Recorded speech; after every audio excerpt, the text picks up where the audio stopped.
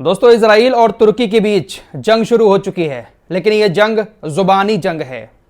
जुबान के जरिए एक दूसरे के ऊपर हमले किए जा रहे हैं। तो आइए कुछ बोल वचन इन नेताओं के आपके सामने रखते हैं। साथ ही साथ ओआईसी का भी एक बड़ा बयान सामने आया है। अब तो बड़ा बयान कहते हुए भी डर लगता है, क्योंकि आप लोग बहुत दिनों से ये बड़े बयान सुन रहे हैं। डर लगता है कहीं आपको बुरा ना लग जाए। हम बताते बताते थक गए हैं, आप लोग चेतावनी और धमकियों को सुनते सुनते थक गए होंगे। लेकिन दोस्तों, बताना ज़रूरी है और आपका सुनना भी ज़रूरी है। और आप आने वाले दिनों में अपने बच्चों को भी ये कहानियां सुनाएंगे कि एक वक्त था ऐसा जब पूरी दुनिया की नज़रों के सामने कत्लेआम हो रहा था, छोटे छोटे बच्चों का, महिलाओं का, बूढ़ों का।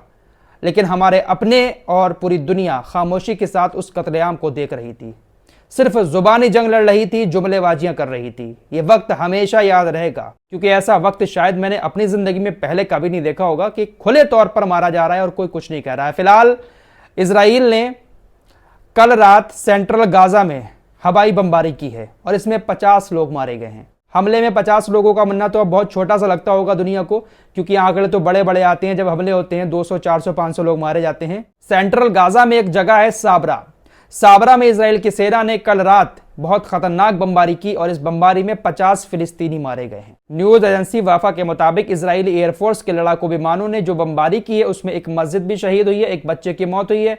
इसके बाद आईडीएफ की तरफ से बयान आया कि हमने ये जो बमबारी की है सेंट्रल गाजा में, ये हमास के अड्डों पर की है और ये जो लोग मारे गए हैं ये हमास के ही लोग हैं। इस खबर से जुड़ी हुई रिपोर्ट आपकी स्क्रीन पर है।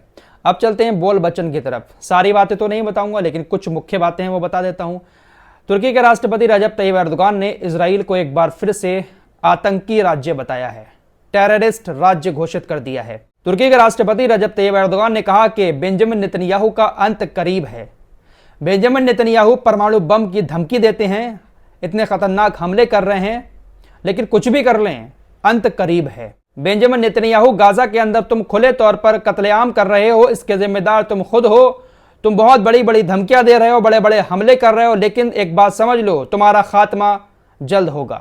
रजब तैयब एर्दोगान ने कहा कि तुम जंग रोकने की बात करते हो, लेकिन इसके बाद भी जंग नहीं रोकते हो, तुम तो खुले तौर पर आतंकी देश हो। इस तरह की बड़ी बड़ी बातें रजब तैयब एर्दोगान की तरफ से कही गई। उसके पलटवार में बेंजामिन नेतन्याहू ने कहा कि आप हमें सिखा रहे हो कि हम आतंकवादी हैं, हमारा देश आतंकी देश है।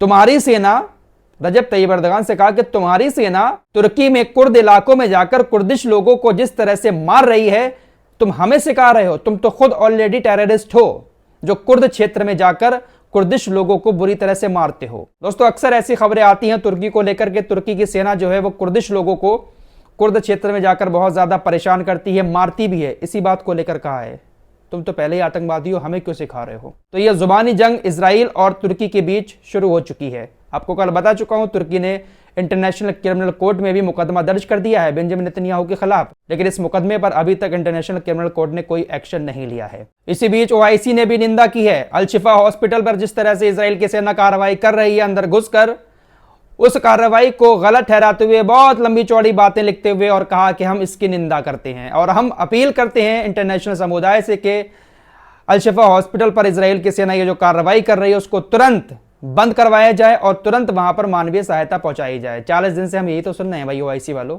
तुरंत ऐसा करा जाए, तुरंत वैसा करा जाए। ये लोग इतना बड़ा संगठन बनाकर क्यों बैठ गए हैं जब इनके फैसले लेने की औकात नहीं है। दुनिया के सामने अपील करते हैं कि भैया ऐसा करवा दो। तो फिलहाल ये कुछ लेटेस्ट अपडेट थे जो आपको बताए। हर अपडेट से आपको रूबरू कराते रहेंगे जब तक ये सब मामला चल रहा है। मैं जानता हूं आप लोगों को इस तरह की जुमलेबाजियों को सुनकर बहुत ज्यादा गुस्सा आता होगा, लेकिन आपको हर बात मालूम रहनी चाहिए, हर नेता आपकी नजर में रहना चाहिए कि किस वक्त में कौन किसके काम आया था और किसकी औकात क्या है। सब अब पता चल रहा है हम सभी लोगों को।